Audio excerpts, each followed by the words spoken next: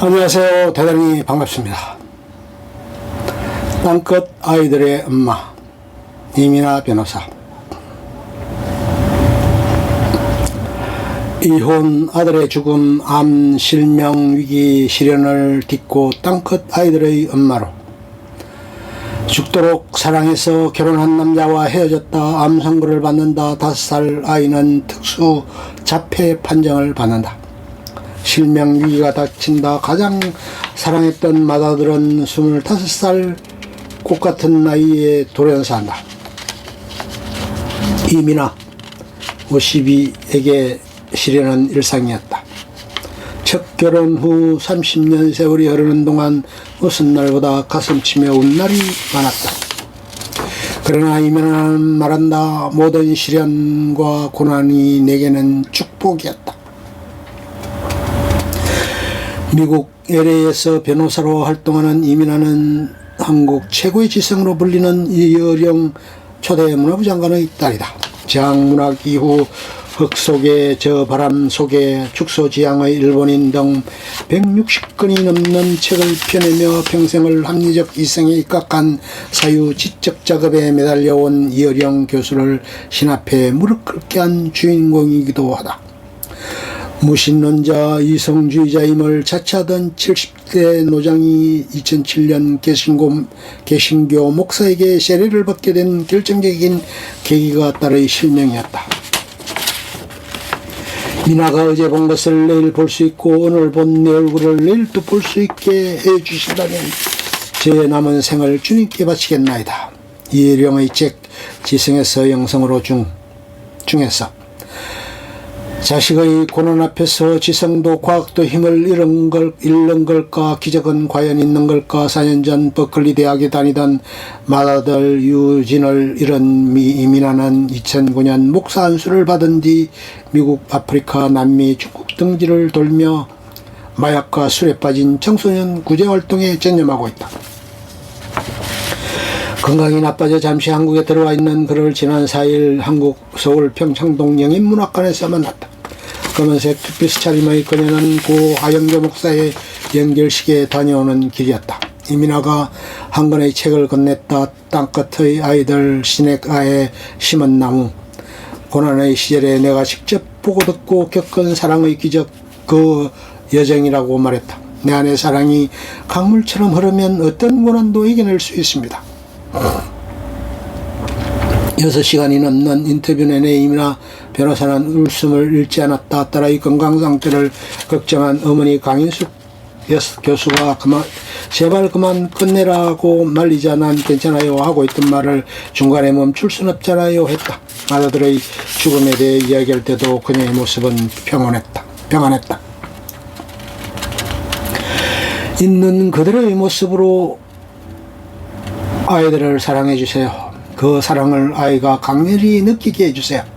사랑해주는 사람이 단 한 명만 있어도 아이들은 자살하지 않습니다. 사랑의 기적, 왜 땅끝 아이들인가? 술, 마약, 폭력의 구렁텅이에서 희망을 잃은 아이들, 그 아이들을 살려낼 방법을 몰라 절망에 빠진 부모들의 이야기다. 매자연적 이야기이기도 하다. 이혼, 갑상선, 암, 아이의 자폐, 마디의 죽음을 겪으면서 절망의 나날을 보내야 했던 나나 역시 땅끝의 아이였다. 그들이 참사랑 새 생명을 얻어 다시 일어서는 이야기다. 책 표지에 간정집이라고 적었다. 기독교적 색채가 강하면 거부감이 생긴다. 내가 변호사였다. 재판에서 증언을 한다. 정의는 자기가 보고 들을 것만 말할 수 있다. 간정이란 말은 나도 잘 모르겠고 영어로 테스티모니, 그러니까 증언집이라고 하는 게 맞다. 누구나 받아들일 수 있는 수학 공식 혹은 약 처방, 실용적인 지침 같은 것은 아니다.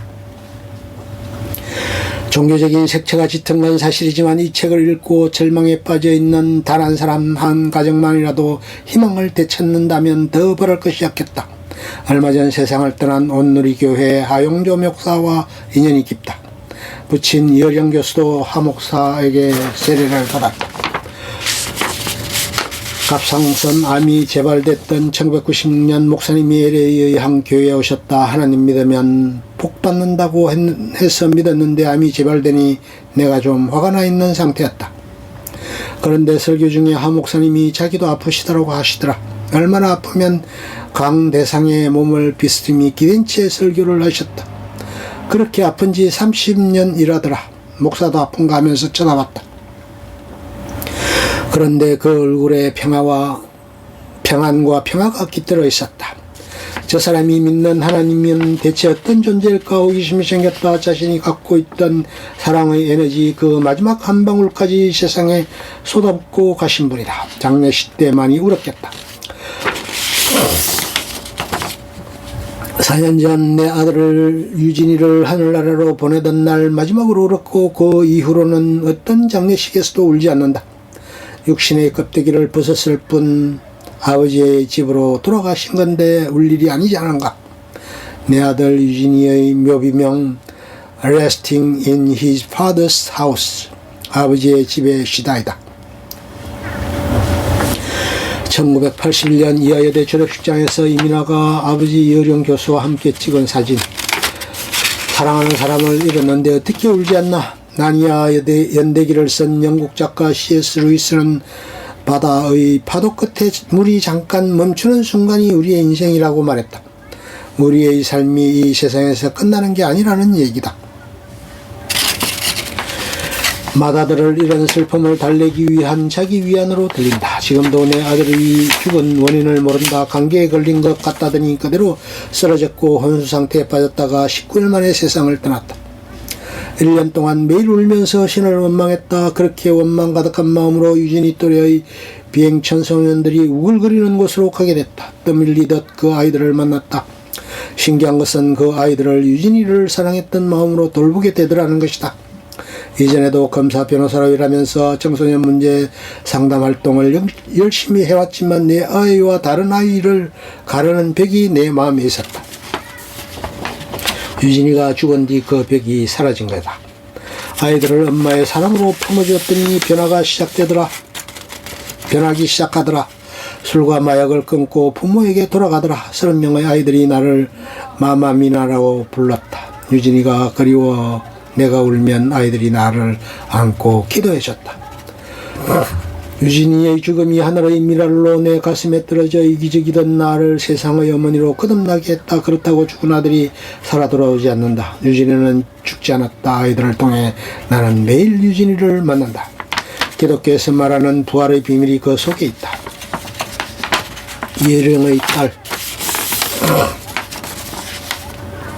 부러울 것이 없는 삶이었다. 예령 교수, 강인숙 건국대 명예교수의 일녀의 냠중 맞이로 태어난 이민아는 이화여대 영문과 영문과를 3년 만에 조기 졸업한 수재였다. 그런 그가 1981년 졸업하자마자 무명의 청년 작가 김한길 전 문화부 장관과 미국으로 떠났다. 걱정하는 부모의 눈길도 뿌리친 채 정말 자신을 사랑해줄 남자와 새로운 삶을 꿈꿨다. 이민아는 자신의 청소년기가 행복하지 않았다고 고백한다. 오늘 눈을 감고 아침에 안 깼으면 좋겠다는 생각을 많이 했다. 내가 정말 살고 싶은 삶은 어딘가 딴 곳에 있고 완전히 다른 사람들의 기대와 희망을 맞춰가면서 가상의 인간으로 살고 있는 듯한 회의에 빠졌다. 여령의 딸로 사느라 진짜 이민아의 삶을 살지 못했다고 썼더라. 집안 망신 안 시키려고 공부를 했다고 썼다. 부모에게 사랑받지 못한다는 생각에 아버지 서재에 숨어들어가 술을 마셨던 얘기도 나온다. 여령 강인숙 교수로서는 꽤 당황스러울 것 같다. 아버지가 이 책의 원고를 가장 먼저 봐주셨다. 괜찮다고 하시더라. 잘 읽어보면 부모님을 원망하는 내용이 아니다. 10대의 굴절된 렌즈를 통해 부모를 바라봤던 나의 이야기고 동시에 그 시기 아이들의 눈에 어른들이 어떻게 보여지는지를 알려주고 싶었다. 나의 부모님은 한국 부모로서 거의 완벽한 분들이었다. 문제는 사랑에 대한 어른과 아이의 관점이 다르다는 것이다. 이를테면 나는 작가, 교수, 논설위원 등 3개 이상의 직함을 가지고 살며 늘 바쁜 아버지가 집에 들어오시면 그 팔에 매달려 사랑받고 싶은 딸이었는데 배고프고 피곤한 아버지는 밥 좀 먹자 하면서 나를 밀쳐냈다. 아버지가 나를 사랑하지 않는다고 생각했다. 유복한 집안에서 밥 굶지 않고 자란 아이의 배부른 푸념으로 들릴 수 있다. 사소한 어긋남에서 부모와 자녀의 단절이 시작될 수 있다는 얘기를 하고 싶은 거다. 사춘기 아이들은 부모의 입장에서 생각하지 못한다. 부모의 사랑 방식을 알지 못한다. 남부를 끝없는 가정에서 자란 아이들 또한 부모와 엄청난 단절과 갈등을 겪는다. 아버지 여경은 어떤 사람인가? 내가 아는 사람들 중 자기를 가장 사랑하는 사람이다.